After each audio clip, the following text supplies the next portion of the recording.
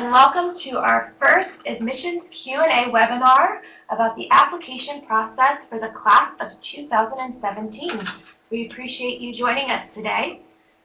Our director, Dee Leopold, will be presenting a short PowerPoint presentation, and we will follow this with a Q&A session. You have a Q&A box that is at the bottom of your screen. Please use this to type in any questions you have, and we'll try to get through as many as we can during this session. So let's get started. Here's Dee Leopold. Well, thank you, Rachel. Good afternoon, everybody. This is Dee, and I am sitting in a conference in Dillon House with just about everybody from the admissions team. So they're all here to hear your questions and get started. This is our kickoff. Class of 2017. Our first webinar. What we thought might be helpful would be to walk you through the process by which you become an applicant to Harvard Business School, and we're going to actually talk about the elements of the application. So fasten your seatbelts, happy July, and here we go. Here's the admissions process. Now, there are three parts of the process. As you experience them, in time sequence, the first part is introduce yourself. That's what we brand the written application as. Now you're going to see a little number in the corner. We're going to get around 9,000 applications, give or take a few hundred. That's our prediction.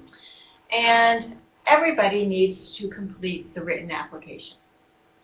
The next phase is called Tell Us More, and that's the part at which we invite you to tell us more. From the 9,000 applications, we will invite about 1,800 people. It's 1,887 this past season to come in and meet us for an interview. Come in means you're always welcome to come to campus, but we will also be traveling to hub cities. And if travel is difficult for you, we can arrange to have Skype interviews. After your interview, which we think will be a wonderful conversation and a chance for us to get to know you and for you to be understood, there's the final piece, and that is a chance for you to have the last word. We call this the post-interview reflection, and it's something you write to us really in the form of an email within 24 hours of your interview. Have the last word. That's our gift to you, because if you're like everyone else in the world who's ever had an interview, you always think of things you wish you had said, wish you had clarified, etc., etc. It's your chance to do that.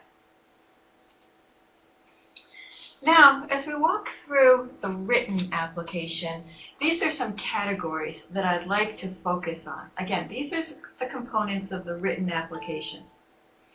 Background, that means where was your starting point?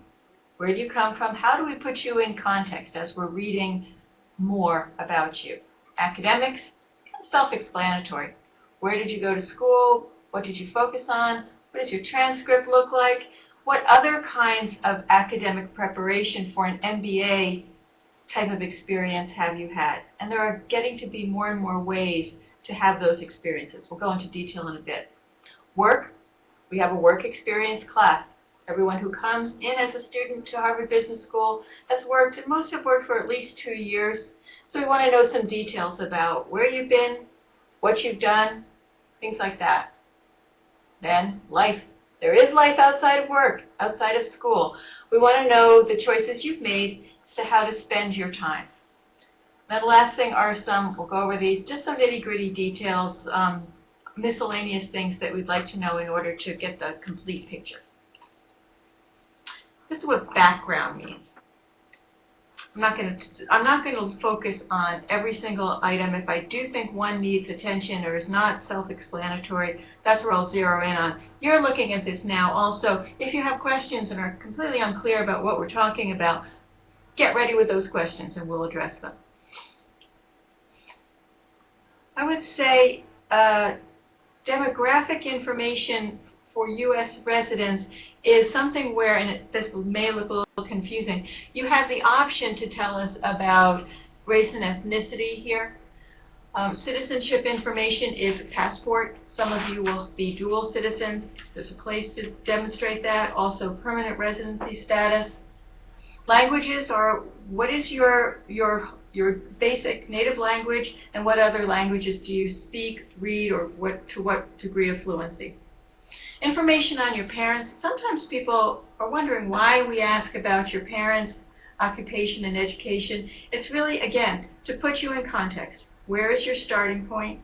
It gives us an opportunity to, and sometimes, frame up some interesting interview questions about, gee, I see that your mother works in a, let's put this, a college, a university. Why don't you tell us about what you think her day might be like?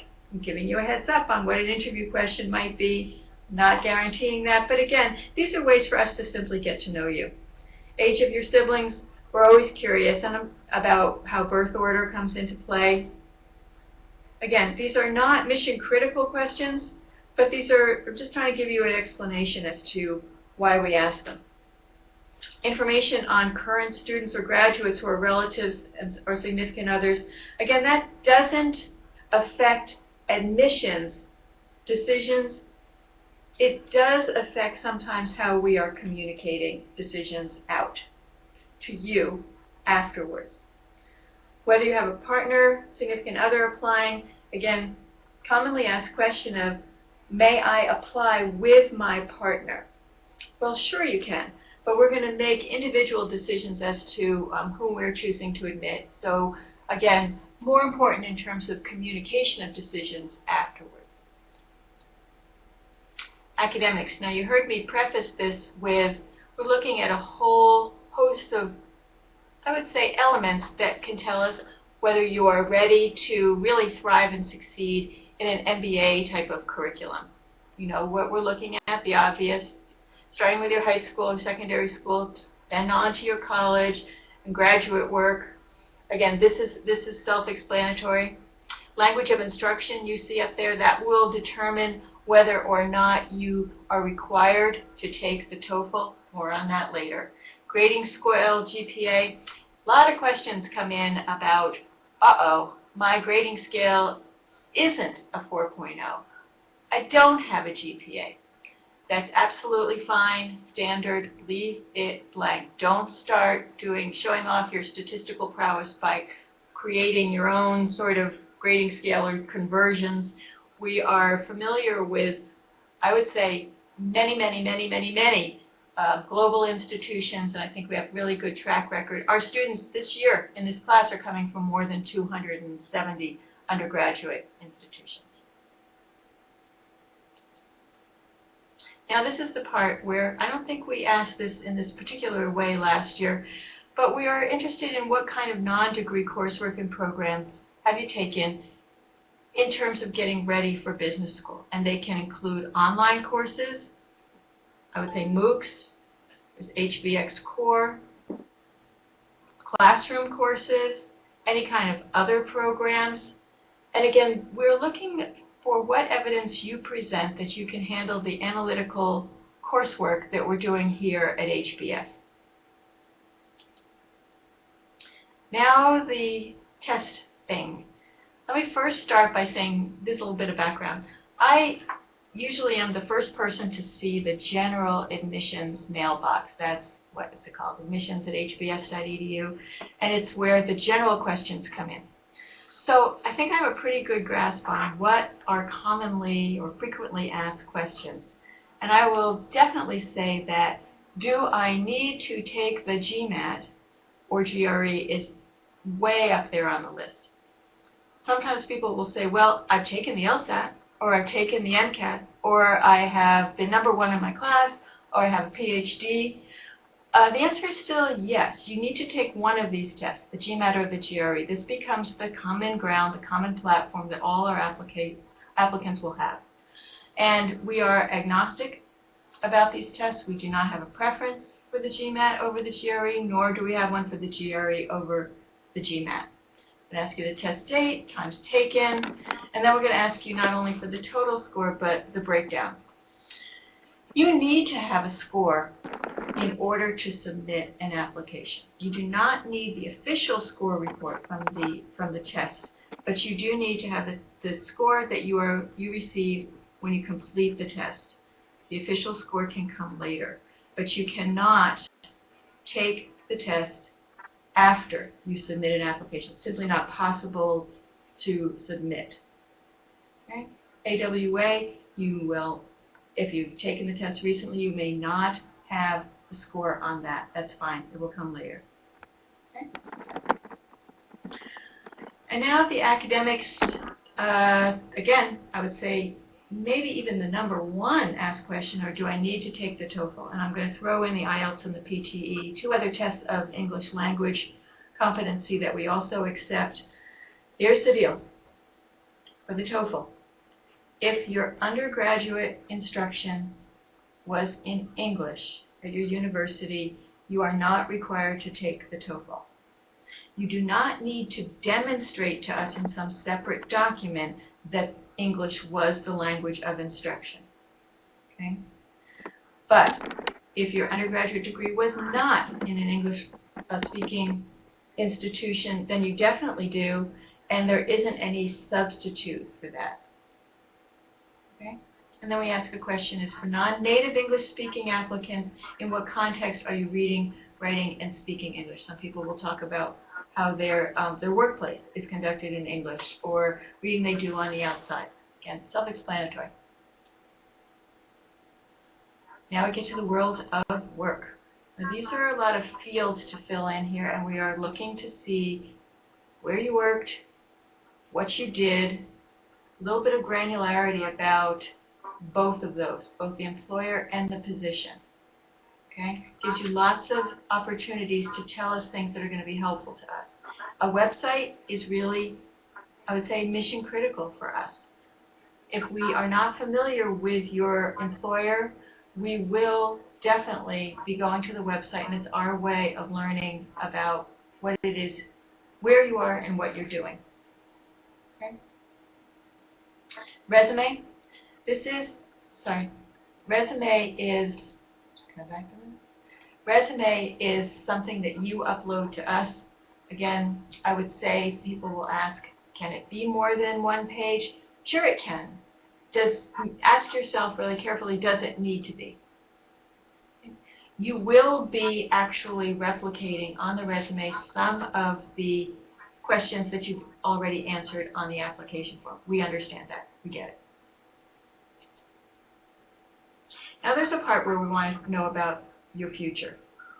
What is your general, I would say not laminated life plan, but your general reason for coming to get an MBA? What appeals to you? Intended post-MBA industry and function. Tell us a little bit about your career aspirations.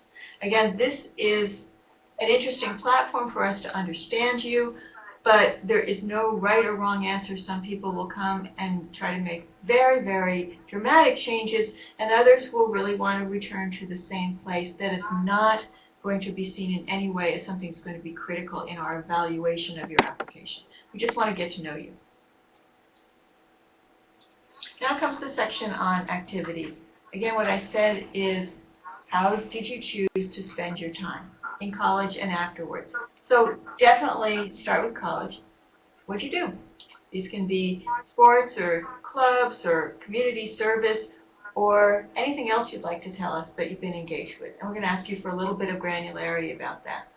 We're also going to give you a chance to tell us about significant awards, recognition, and fellowships you've received.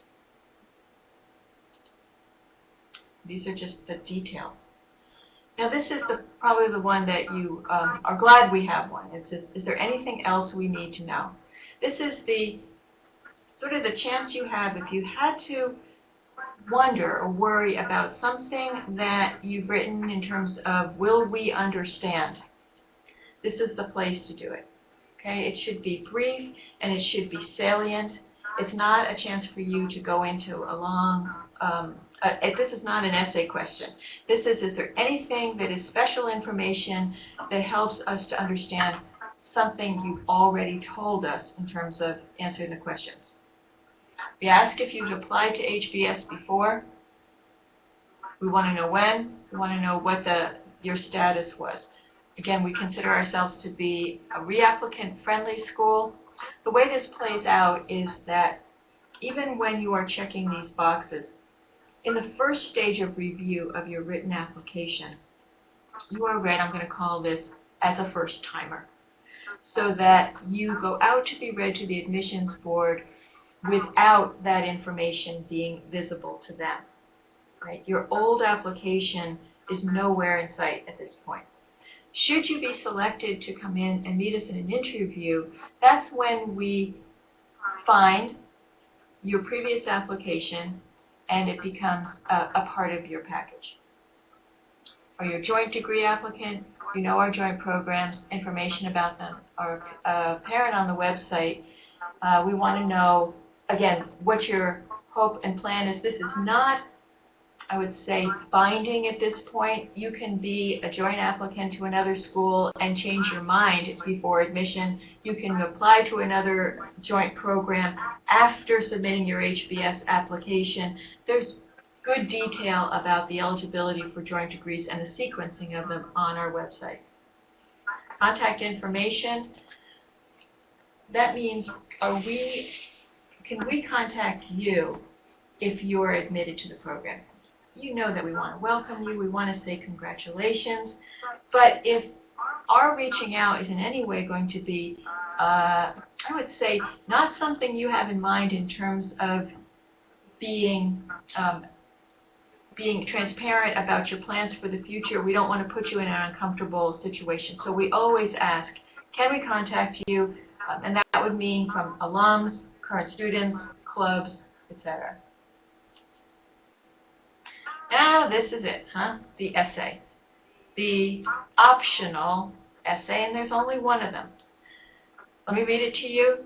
I think it's probably well known by now that we have reduced the number of essays, and this is one just for you. You're applying to Harvard Business School. We can see your resume, academic transcripts, extracurricular activities, awards, post-MBA career intentions, test scores, and what your recommenders have to say about you. What else would you like to know as we consider your candidacy? There's no word limit here, and more important than that, there's no right answer.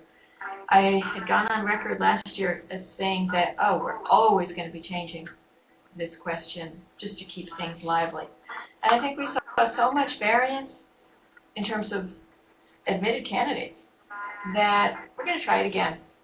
There were some applications, and I'm talking about successful applications, where people wrote very little, some wrote quite a lot, some people wrote only about their work experience, some people wrote very personal essays, and again, I think the admissions board found this to be a useful question, a helpful question, certainly a chance for you to pause and reflect and decide what you'd like us to know. And so we're doing it again. I've said again and again, I'm sorry to the people in this room who are already exhausted hearing this, we don't think that applying to business school is an essay writing contest. I know it's the element of the application over which you have the most control at this point. You're not going to go back and redo your undergraduate education, dramatically change jobs, et cetera, but you do wonder about what to write in this essay. And so I think we want to make sure that this is seen by you as proportional. We are going to read these essays. We are going to use them as one way of getting to know you. But again, this is not the only way in which we are going to evaluate your application. Recommender questions. Again, 2. We're asking for 2. Again, I'm going to give you another frequently asked question about recommenders. Who should write them? I don't know. I think that if I were giving you advice, the litmus test for whether someone is a good choice of a recommender for you would be this second bullet point here. It's please describe the most important piece of constructive feedback you've given the applicant. Please detail the circumstances and the applicant's response. Use that as a litmus test. Most of us do not have people giving us constructive feedback unless they know us quite well and have been involved in our development.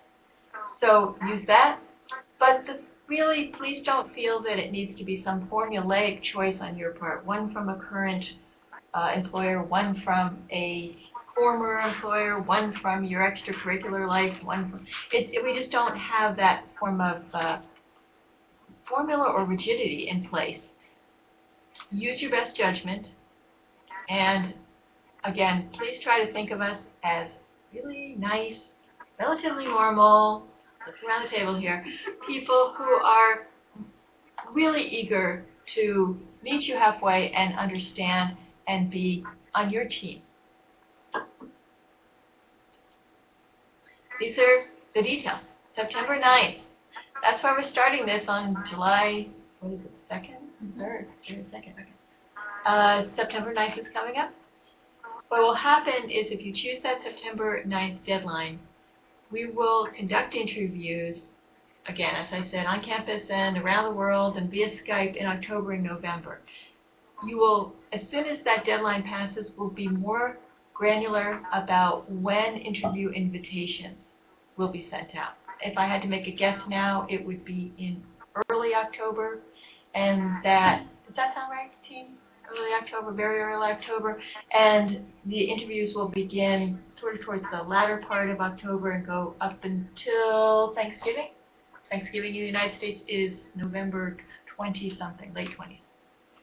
And then what happens is that decisions will go out on December 11th or so? What do we think?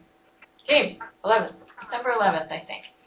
And that means that everyone will, in round one, will learn whether they, as they've been interviewed, if they are been admitted, not admitted, or asked to join the wait list.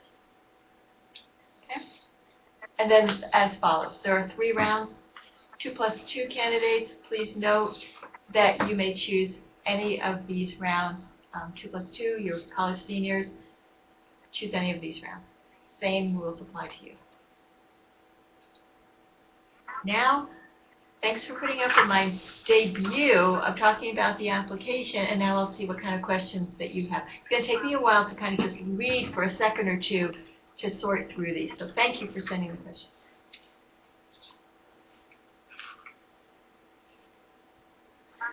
Do you have any advice for reapplicants regarding the recurrence of the essay prompt? Oh, that's a good question. That means that let's just say you applied last year and you were not admitted, and now you're facing the same question. I would say, here's my advice, and this is not meant to be do it this way or else. I would say, even if you're talking about the same general topic, I think it would be helpful to you, you'll feel better, and helpful to us, if perhaps there's at least a little bit of different reflection on this. Okay? What you don't want to do is give the impression that you're simply, I would say, copying and pasting from last year's application, and we might have some questions about, wow, how much effort went into this. But it's not by any means the advice to go out and develop a completely new response to life or life itself. Okay? Just, again, use your best judgment, but we'd like to see some kind of growth in reflection. Does the information on the resume need to be identical to the information in the employment section? Well, you definitely want the dates to line up. You don't want to think that we're trying to see one path in one story in the resume and another in the application. But no, you can certainly use different language if you like to describe your roles and accomplishments. So I'm going to look at a couple others here. Do I need to have an HBS alumni rec? No, no, and no. Again, there's no way I can even elaborate on that question because it's simply no. This is a good detail question. If our first application was a 2 plus 2 application, and now this second one is a, quote, regular one, are we still considered a reapplicant? The answer is yes to that. There's going to be a drop-down menu where, again, in those details section, it's have you applied before, and there's going to be an option to check the 2 plus 2 box, so we get that.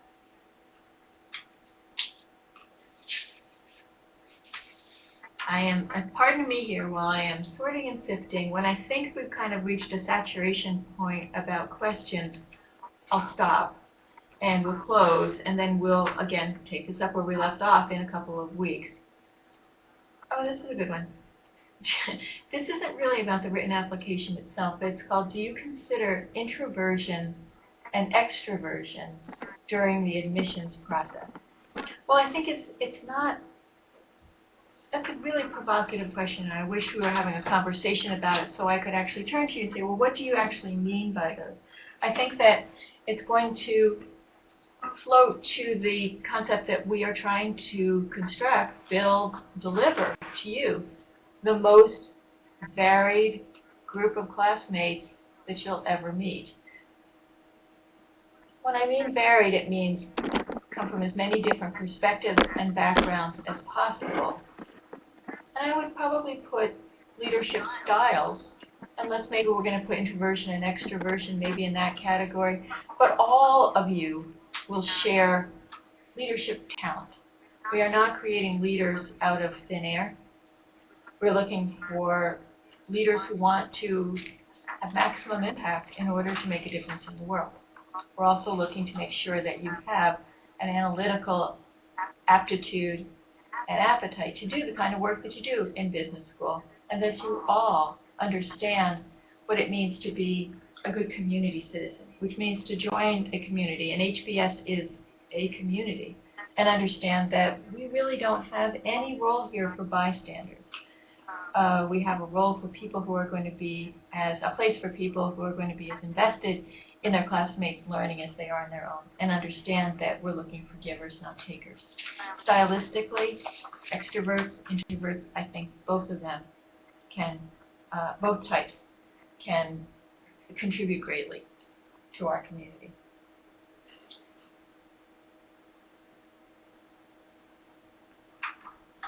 Let me see if I see anything else here. Oh, maybe we'll probably do this later on in the process, but this is a good question. Can you describe the feeling of the interview? Well, I assume you mean your feelings, not mine, but let me start with what it feels like to be an interviewer here. And remember, all of these interviews are done by members of the admissions board here. We don't engage volunteer alums nor students in this process. Our ranks swell to 20-something during interview season, and you'll be nervous, but we're nervous too, because we have 30 minutes to get to know you. And I'll describe what it feels like for me to get ready for an interview. I've read your applications thoroughly, more than once, and I have looked at your organization online. I make sure I understand your school. And what I have is not a list of formulaic questions, but some starting points, a little bit of a roadmap of things I want to make sure that we talk about in some level. So I go into that really excited, because 30 minutes will go by quickly, and I want to make sure that you feel understood and that I develop some level of understanding. And also that we're going to make you as comfortable as possible. And the best interviews, and I would say we are old hands at this, you're going to say that the time flies by, and you're going to say, gee, that felt like a conversation. It's not a rat-a-tat-tat question, being thrown at you. But neither is it a chance for you to simply hold the floor and recite out loud to us your written application. Right? It's going to be a conversation, because, quite honestly, that's what our classroom feels like, a conversation. Happy to go into that later. Future webinars will be talking almost exclusively about the interview process. Here's a good one. If you can't visit campus, how do you suggest getting to know more about HBS? Well, here you are. I would say that this is a good start. Obviously, you've been to our website too, or you wouldn't be here. And so I would say that those are the basic building blocks for this. Does visiting campus factor into a decision? It doesn't factor into our decision. It may very well factor into your decision about whether you think this is a a good place for you to learn and thrive. Do I wish we had classes going on all summer so you could see us in action? Sure. Because one of the things that we really want to lock eyes with you on is the case method. This is our signature pedagogy. It's not at all like school, and I'm putting quotation marks around school. Some of the things that you expect to do in school, like take notes, write research papers, cram for exams, we don't do that here. We are actually giving you 550 chances before you graduate to step into the roles of people making decisions, because that's what we think you're going to be doing for your careers. And it's no one's comfort zone, but I think it's very, very exciting and challenging and just plain old thrilling to be able to learn how to assess a problem, analyze, and the hard part, which is to act. What are you going to do? What are you going to do when it doesn't go as planned, which is every single time? And then to be able to take that and to be able to articulate it in a group, to know how to change your mind, and to become a very, very good listener. So again, you'll hear me more talking about the case method, which I believe is mission critical for you to understand that this is what we do here. You can't see that in the fall. You can watch video clips online about Inside the Case Method. When you come here to visit now, if you're here in the summer, we take you to see an empty classroom.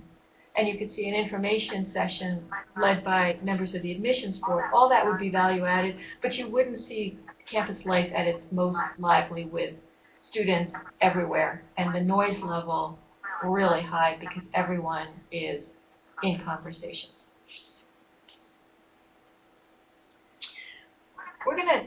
This is a question about financial aid.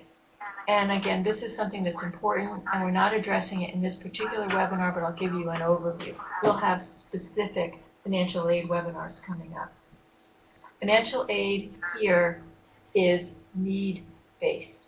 Our admissions process is need-blind, which means that when we are evaluating your application, we are not taking into consideration whether or not you can pay for this place.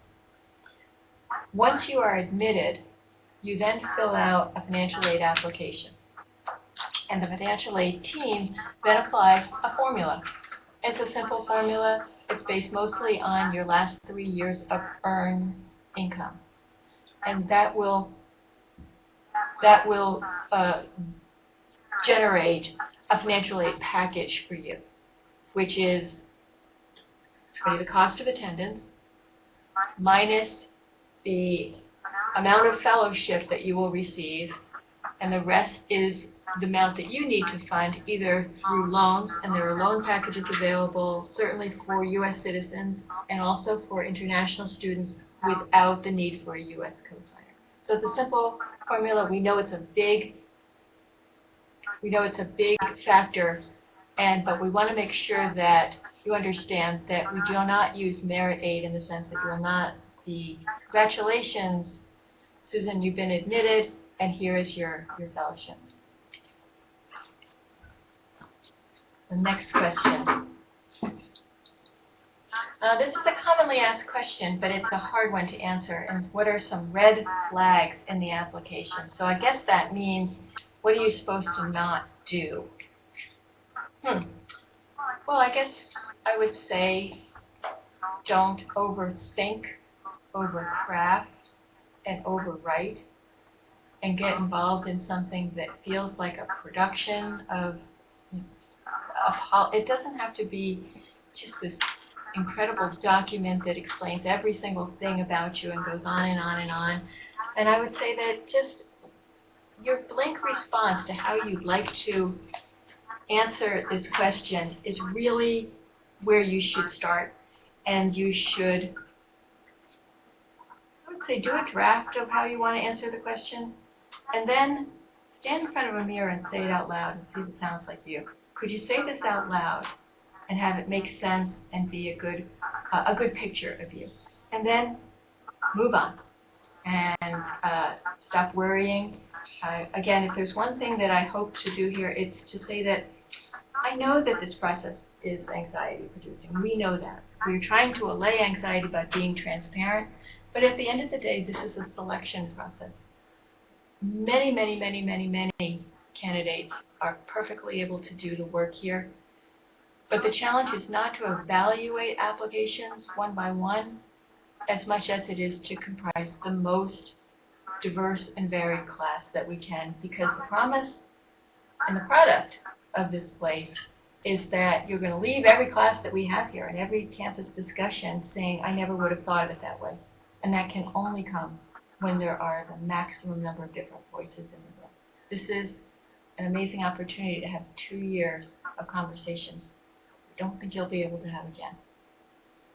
So with that, I think we're going to close. Let me just turn to the team here. Anything that you'd like to add? Come on, we can't say things. Anybody? Okay, so we'll do this again. We'll do it again in 2 weeks. We're here. I'll be watching that mailbox to see frequently asked questions. Thank you very much for being interested in us, and please know how interested we are in you. Goodbye.